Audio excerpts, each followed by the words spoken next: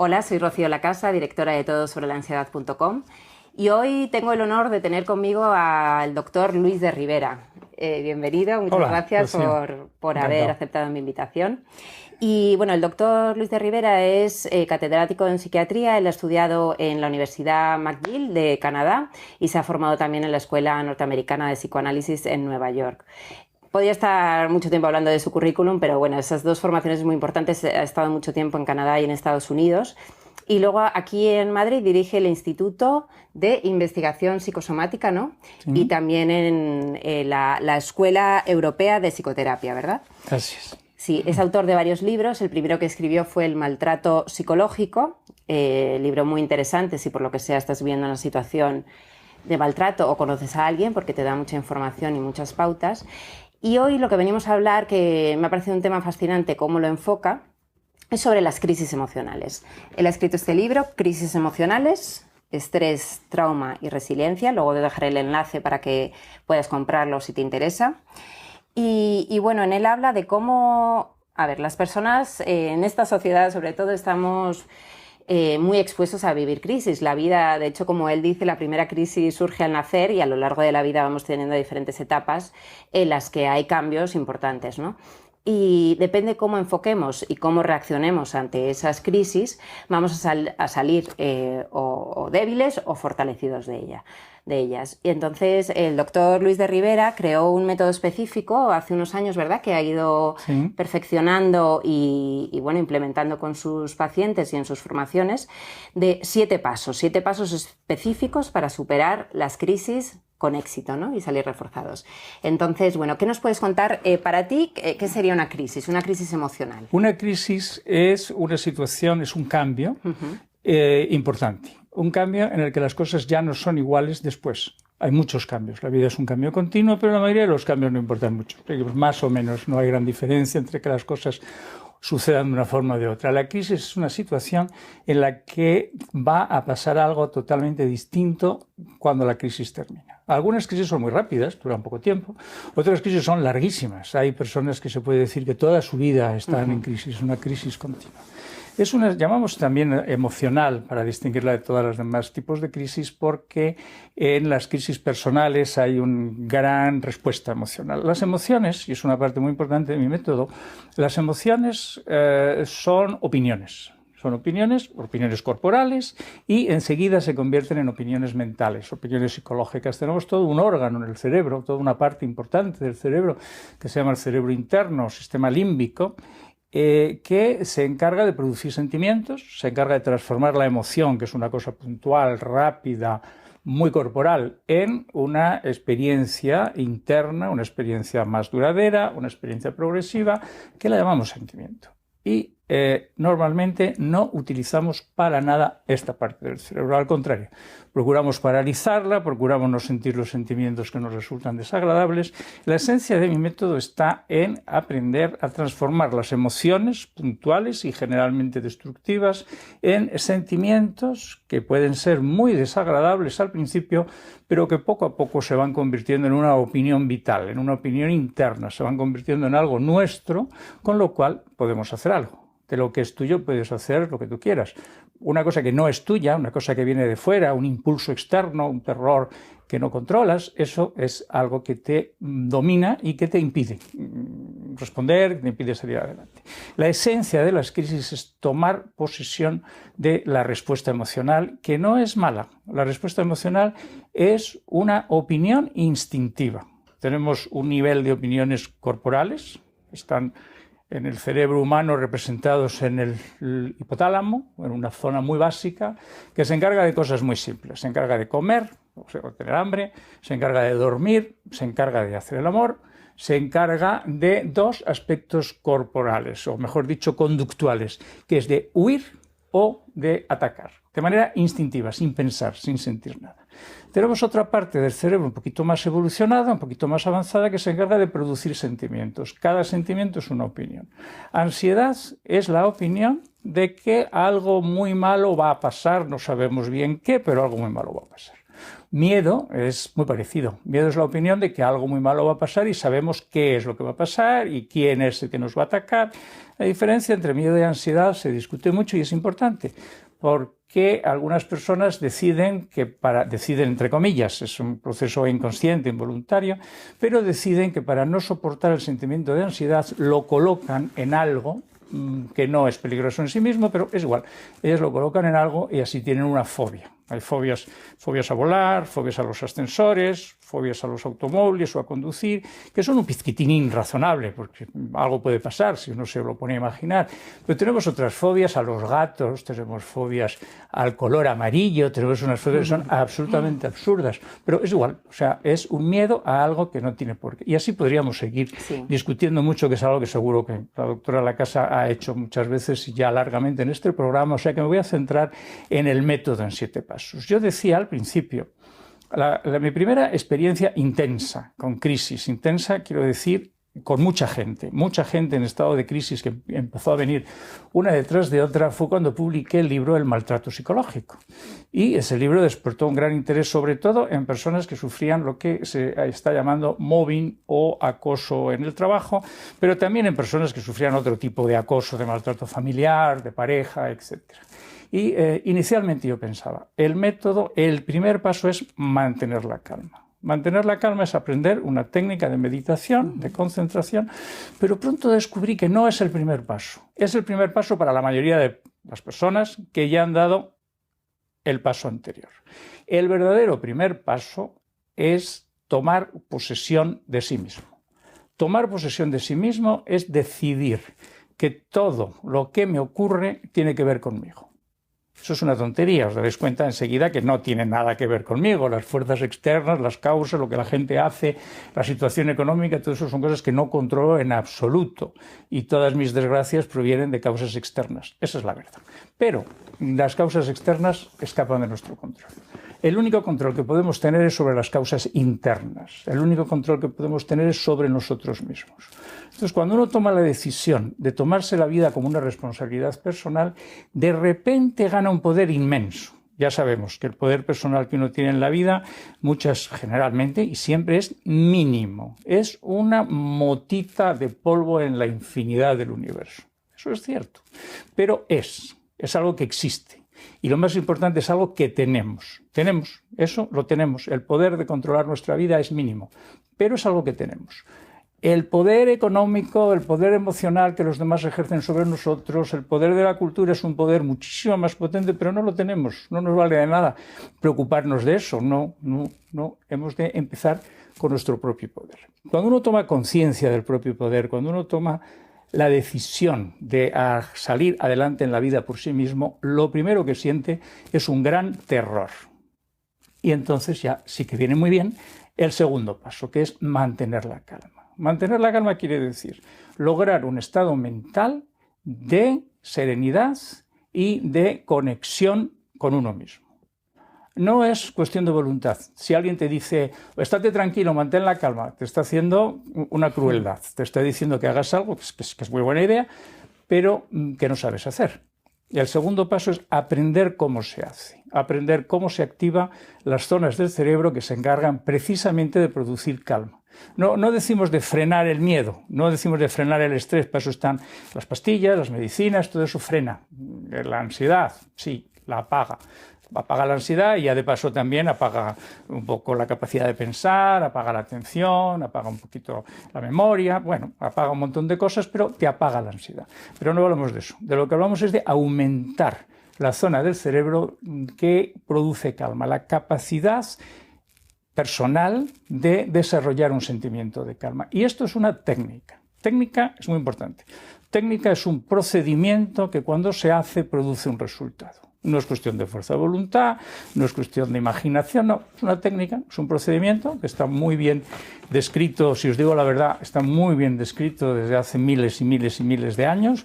Recientemente se ha descrito ya en el terreno médico, empezó en Alemania en los años 30 con una técnica que se llamó el entrenamiento autógeno, que yo aprendí en Canadá con Wolfgang Lütte, que fue el que desarrolló verdaderamente esta técnica para convertir una psicoterapia potente potente, importante, y que actualmente también tiene relación con el yoga, puesto que tiene relación con los procedimientos budistas. Hay otra técnica reciente que se llama el Mindfulness Based Stress Reduction, las siglas en inglés MBSR, acortadamente conocido como mindfulness, simplemente, que es también una técnica breve para aprender a desarrollarse. Hay montones de técnicas. Yo llamo a todas estas técnicas juntas técnicas o psicoterapias por inducción de estados ampliados de conciencia. Pues es una profundidad que no interesa ahora. Lo importante es saber que es posible producir el estado de calma independientemente de las circunstancias externas e independientemente del estado personal en que uno se encuentre. Es posible, pero para hacerlo uno tiene que estar convencido de que lo puede hacer, uno tiene que estar convencido de que lo quiere hacer, uno tiene que estar convencido que va a hacer el esfuerzo de aprender cómo se hace y tiene que practicarlo y tiene que encontrar a alguien que se lo enseñe bien, porque como todas las cosas que se desarrollan muy rápidamente y muy ampliamente, pues hay maestros que te lo van a enseñar mejor, te lo van a enseñar peor, pero si la técnica no funciona es porque no lo estás haciendo bien, así de simple. Es como decir que si la ley biológica del peso quiere decir que si soltamos un objeto, el objeto cae al suelo. Es la ley de la gravedad. Si soltamos un objeto, las cosas se caen.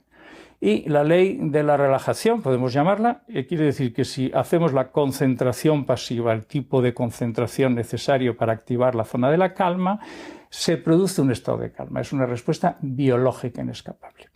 ¿Y qué pasa cuando hacemos esto? Este es el segundo paso. Después, cuando hacemos esto, descubrimos que realmente la vida es muy dura. La vida es muy dura quiere decir que hay daño. Hay circunstancias que nos hieren, que nos afectan, y eso no se puede evitar. Yo lo llamo el primer daño. El primer daño es el sufrimiento que se produce, el dolor que se produce, la tristeza que se produce, el miedo que se produce por circunstancias que escapan a nuestro control y que son externas y que nos afectan inevitablemente. El primer daño. El primer daño mejora con manteniendo la calma. Pero no es muy importante el primer daño. Sorprendentemente, el daño más potente y peor es lo que yo llamo el segundo daño. El segundo daño es lo que uno hace para intentar escapar del primer daño. Lo que uno hace generalmente es negarlo, luchar en contra, enfadarse. Una persona tiene un día horrible en el trabajo, le tratan mal, le insultan, llega a casa, podría descansar, podría ser feliz, podría recuperarse, llega a casa enfadado, no quiere hablar con nadie, no quiere hablar con la mujer, no quiere hablar con los niños, no quiere salir, se acuesta y no puede dormir porque está toda la noche dando vueltas a todo lo que le ha pasado y todo lo que le han hecho. Ese es el segundo daño. El segundo daño es lo que uno hace en respuesta al primer daño, pero lo hace uno. Cuando ya hemos tomado el paso de tomar posesión de nuestra vida, cuando ya hemos tomado el paso de aprender, saber, practicar, mantener la calma, el segundo daño es fácil de eliminar, sumamente fácil. Cuando vuelvo del trabajo completamente destrozado, cabreado, amargado, lo que tengo que hacer es empezar a practicar mi técnica de mantener la calma. Puede ser difícil, no es magia, no es milagro, es una técnica, algo que hay que hacer, es algo que se aprende, es algo que es totalmente imposible de hacer si no se sabe cómo es. Cuando uno sabe cómo es más o menos fácil, va saliendo, a veces mejor que otras, y cuando se coge práctica se convierte en algo tan normal como caminar o como conducir un automóvil o como cualquier otra de las técnicas que hemos aprendido en la vida que parecían imposibles al principio y que después de un tiempo se convierten en una cosa normalísima. Y entonces somos capaces, cuando dominamos el segundo paso, de hacer el tercero, que es el que acabo de decir.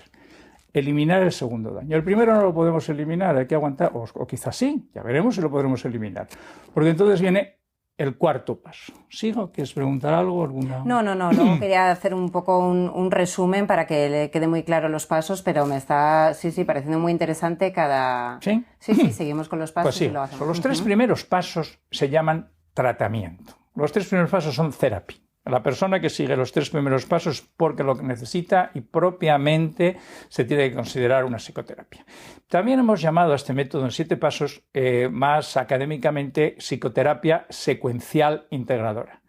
Secuencial porque es una secuencia, un paso detrás de otro, e integradora porque cada paso necesita o utiliza técnicas psicoterapéuticas que ya han estado descritas y que las utiliza distinta gente. Por ejemplo, el paso tercero de aprender a eliminar el segundo daño, tiene mucho que ver con lo que se llama la psicología cognitivo-conductual, el paso tercero. El paso primero de tomar posesión de la propia vida es el más difícil de todos. Hay mucha gente que ya lo ha dado por sí mismos, y hay otra gente que necesita una terapia de años para dar ese paso. Tiene mucho que ver con las psicoterapias psicodinámicas de orientación relacional, interaccionales, las psicoterapias centradas en el paciente de Rogers o las psicoterapias interindividuales desarrolladas por otros psicoanalistas modernos que no tienen nada que ver con la psicología cognitivo-conductual. Entonces, una persona que está en la primera fase no le va a servir mucho la psicología cognitivo-conductual porque tiene primero que aprender o decidir. Y viceversa, una persona que ya ha dado las fases primeras y está en la tercera fase beneficia mucho más del enfoque cognitivo-conductual que del enfoque psicoanalítico, por ejemplo. Y la segunda fase es una técnica específica que ya dije antes, que es entrenamiento autógeno, psicoterapia autógena, puede valer mindfulness, puede valer cualquier técnica de meditación. La cuarta fase ya deja de ser terapia. La cuarta fase la podemos llamar optimización. La cuarta fase entra dentro de lo que se llama ortopsicología o ortopsiquiatría, que quiere decir el estudio psicológico o psiquiátrico de cómo estar mejor, estando bien, no estando enfermo, pero que podemos mejorar. ¿Cómo mejorar? Y la primera parte en esta segunda serie, el cuarto paso, lo he llamado entender la situación. Entender la situación quiere decir saber qué es lo que está pasando. ¿Por qué tengo miedo? ¿Por qué me estoy estresado? ¿Por qué estoy viviendo una relación que me resulta destructiva en vez de beneficiosa? ¿Por qué eso es una situación? Está ocurriendo algo. Y generalmente no podemos entender lo que está ocurriendo porque estamos atrapados en sufrir. Todavía no hemos dado el tercer paso, no podemos entender absolutamente nada. Muchos pacientes lo dicen, no entiendo lo que me pasa. Vale. Una vez que el tercer paso se ha dado, una vez que ya hemos eliminado el segundo daño, mantenemos la calma, estamos convencidos de que yo tengo que organizar mi vida, llega el momento de mirar alrededor y decir qué está pasando, qué dinámicas, por qué la gente me trata como me trata, por qué las cosas están ocurriendo así, por qué tengo miedo, por qué hay momentos en los que no tengo miedo, en qué situaciones me siento ansioso y en qué situaciones no me siento ansioso. Para hacer esto hay que tener una total capacidad de aguantar el primer daño y de mantener la calma. Hay que sentirse como Napoleón, mirando una batalla. Un gran estratega no pasa miedo en la guerra. Están trayendo tiros, cañonazos por todas partes y lo ve como el que ve una partida de ajedrez o como lo que ve una estrategia, un juego de fuerzas que se mueven. Tenemos una estrategia interna. Tenemos que dedicarnos a entender nuestras respuestas emocionales.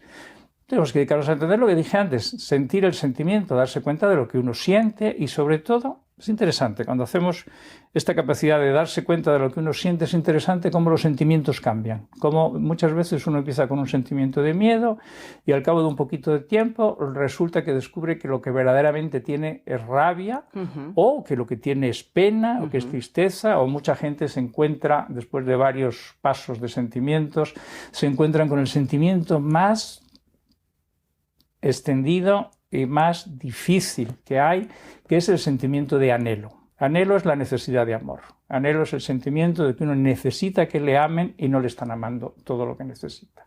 Un sentimiento fundamental y hay muchos que la rabia, el miedo, la tristeza, a veces no son sentimientos verdaderos que tengan que ver con las circunstancias, son simplemente sentimientos interpuestos que impiden o que tratan de proteger a la persona de llegar a sentir el sentimiento de anhelo, que tiene que ver con el abandono, con la desvalorización, con muchas cosas. Pero eso no se asusten de momento, porque lo que sí es muy importante, créanme, los sentimientos no son peligrosos para nada si uno los deja correr, si uno los deja sentir. Los sentimientos es como tener un perro o un animal de compañía que te quiere, que te adora y que te quiere informar de algo que ha detectado que está seguro que te conviene saber, porque el cerebro sentimental, el cerebro límbico, es un cerebro como el de los animales, como el de los mamíferos. No es el cerebro súper desarrollado, inteligente, con el que hablamos, pensamos y todo eso. No, es un cerebro perruno, un cerebro de animal de compañía, pero que nos quiere. Y hasta que no le escuchemos no se va a callar, no va a parar. hay que escucharlo y hay que aprender. Eso es relativamente fácil si uno sabe mantener la calma y uno sabe minimizar el daño y aceptar, decir, bueno, sí, me molesta mucho tener miedo, es horrible, pero no voy a hacer nada, no voy a aumentar la molestia del miedo, voy simplemente a esperar a ver qué pasa. Son dos chips nuevos. Uno es cambiar la idea de que los sentimientos son peligrosos, dañinos, equivocados, malévolos. No, es una opinión útil que te quiere ayudar. Muchas veces cuando tenemos esa creencia de que de que no podemos tolerar ciertas emociones es cuando las complicamos, ¿no? Eso es.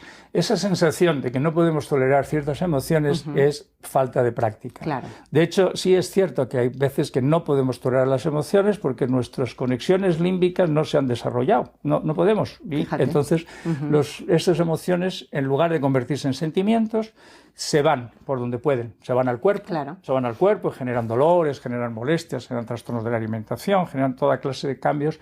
El cuerpo no está hecho para lidiar con los sentimientos, no es su método. O se pueden ir hacia arriba, al cerebro desarrollado, a la inteligencia, al cerebro racional y convertirse en pensamientos obsesivos o en inhibiciones, en incapacidad de pensar, incapacidad de recordar, distractibilidad, incapacidad de trabajar o de concentrarse. Pensemos en el sentimiento como una energía, como una fuerza que se tiene que descargar y si no se descarga va a buscar salida por algún sitio. Las ideas no son peligrosos en sí mismos, pero pueden hacer mucho daño si no se les deja seguir su camino. Y la segunda idea es curiosidad. Curiosidad es qué me quiere decir mi perrito querido del alma que no para de aullar, de arañar la puerta y de intentar saltar por donde pueda. Esa es la segunda idea. Eso forma parte de entender la situación interna. Y también tenemos que entender la situación externa. Si cuando entendemos la situación externa vemos que hay una persona que nos tiene mucha envidia y nos quiere hacer daño, lo normal es que nos empecemos a amargar. Entonces hay que retroceder. Cada vez que un paso resulta difícil, hay que retroceder al paso anterior.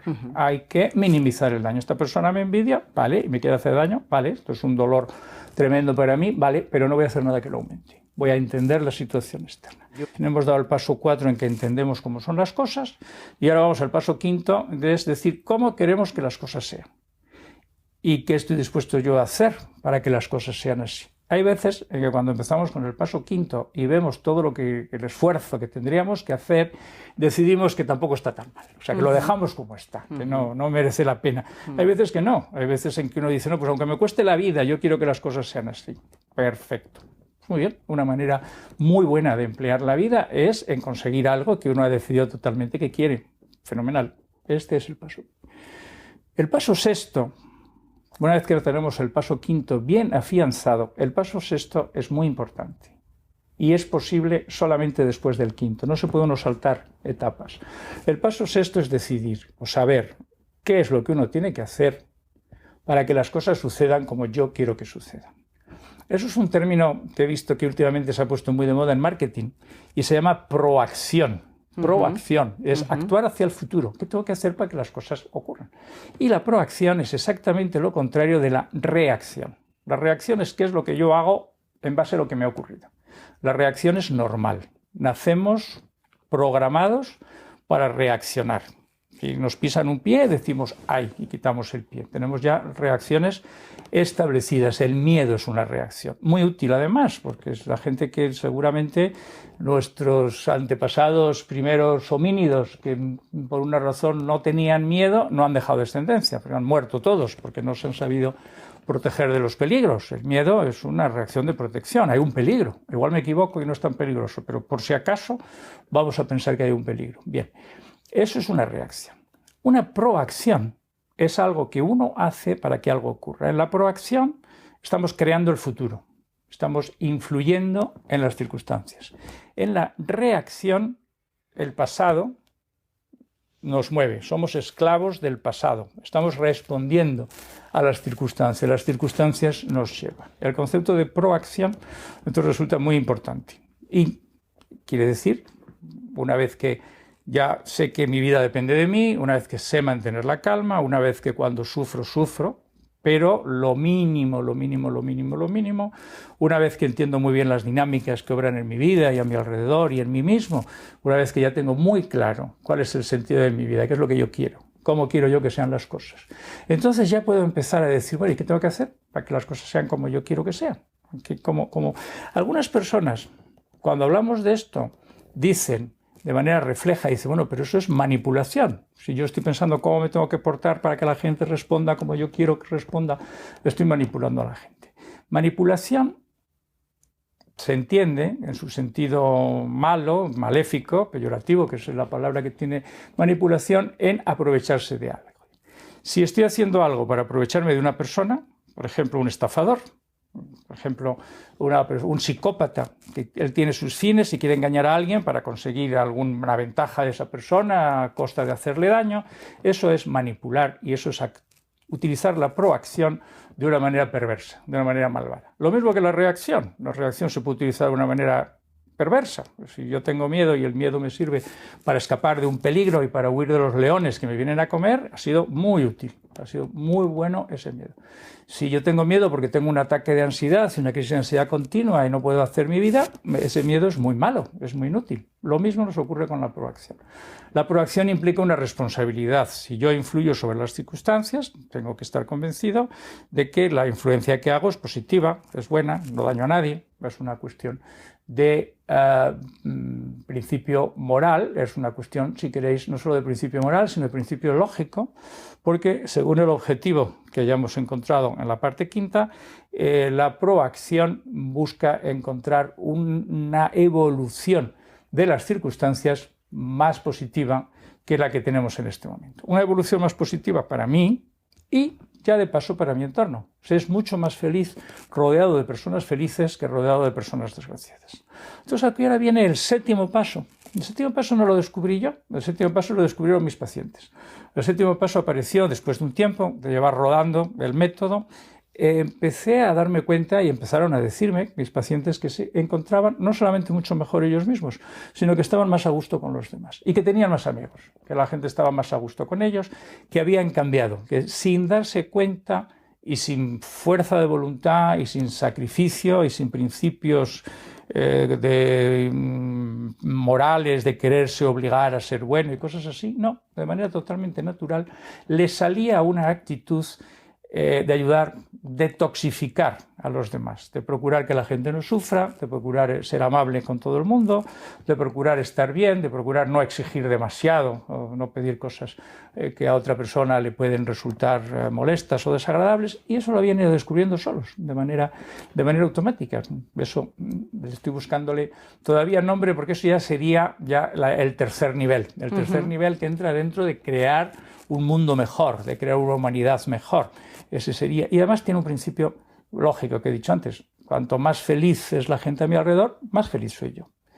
Si soy una persona razonablemente evolucionada a través de todos los pasos, tenemos un problema gordo, no sé yo si mucho, como se dice, que es muy importante en nuestra sociedad española, pero existe en todas partes, pero quizá aquí se lo toma a uno con más cariño, que es la envidia. La envidia es el sufrimiento por el bien ajeno. Lo cual es bastante estúpido, porque excepto en una única circunstancia, que es cuando dos personas compiten por el mismo puesto. Yo lo conozco en las oposiciones a cátedra, por ejemplo, pues cuanto mejor, más listo sea mi contrincante, pues peor para mí, me fastidia. Sí. La verdad que lo admiro mucho, pero en esta batalla concreta preferiría que se equivocara. Pero excepto ese caso, que tampoco resulta tan razonable, excepto en ese caso la envidia es un absurdo. Cuanto más felices sean los demás, más feliz voy a ser yo. La compasión es lo contrario de la envidia. La compasión es el sentimiento que queremos que los demás no sufran. ¿Para qué? Yo no quiero sufrir y no quiero que los demás sufran. Quiero que los demás también sean felices. Muy bien, yo creo que, si te parece, ya sí. Me quedo ahí. Sí, he querido, como verás, no he querido intervenir demasiado porque tenía mucho interés en que explicara estos 7 pasos de esta manera tan magníficamente explicada.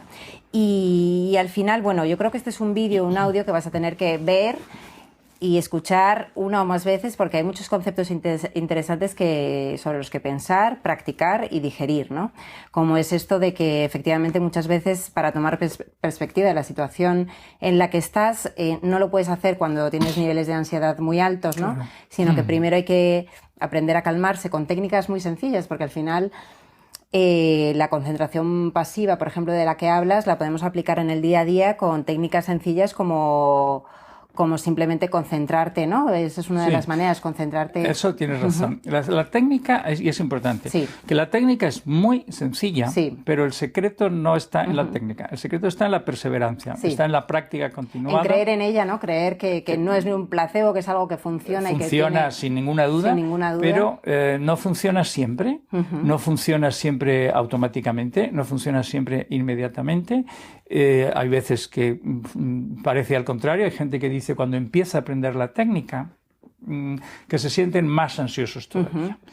Lo que ocurre es que cuando la calma, el estado de calma se produce, pero se producen más cosas. Se produce también otra cosa que es una mejor percepción de uno mismo. Nos damos más cuenta de nosotros mismos, entramos en contacto con nosotros mismos, lo cual es bueno a medio plazo y a largo plazo.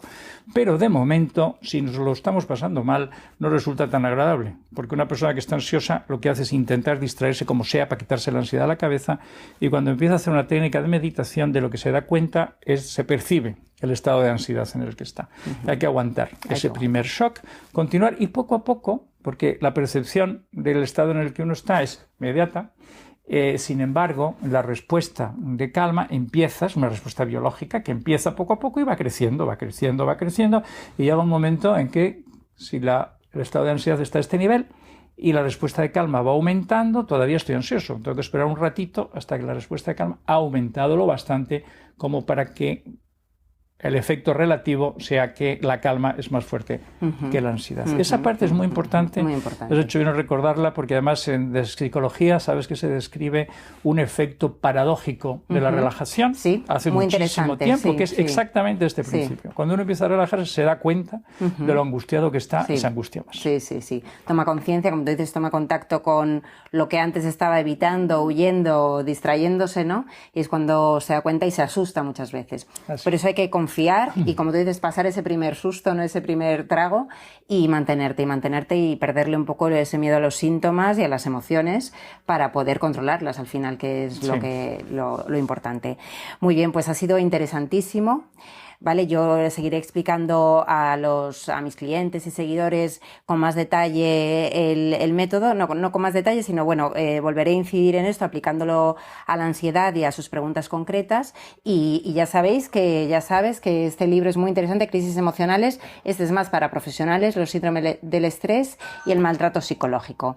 ¿Vale? Así que muchísimas gracias por estar aquí conmigo. Sí, un placer. Y nada, encantada también de que estés viéndonos, escuchándonos. Muchas gracias.